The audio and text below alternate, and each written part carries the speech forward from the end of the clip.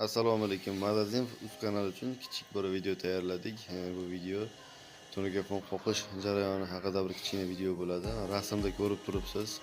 Shu rasmdagi forma uchun rekalar qoqilish jarayonida.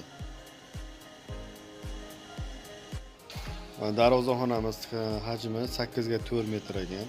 32 kvadrat shu holatiga.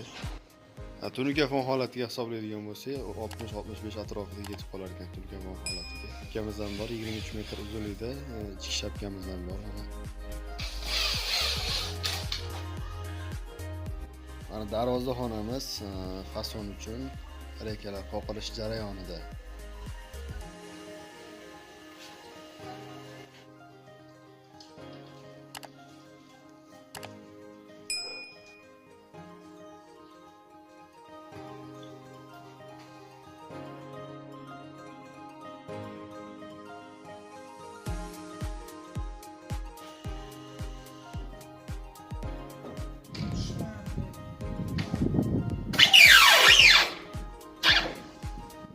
Mana ko'chamizda shapka qismi ham bor.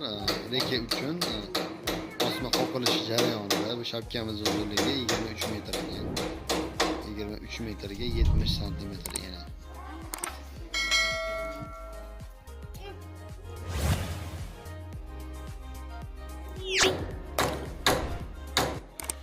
Tunuka fon mahsulotimiz tunuka fon sexidan tayyorlab olib kelindi.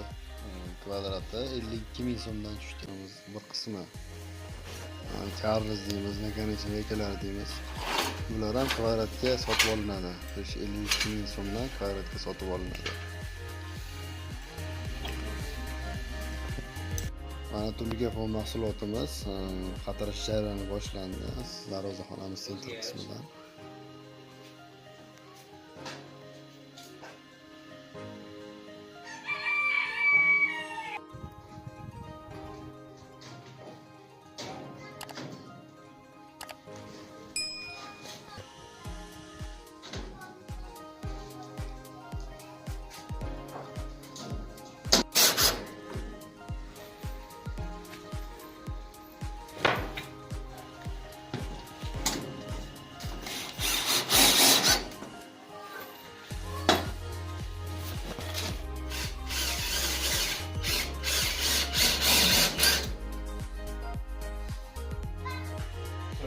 Mana darvozaxonamiz o'rta qismi deyarli qatirib bo'lindi.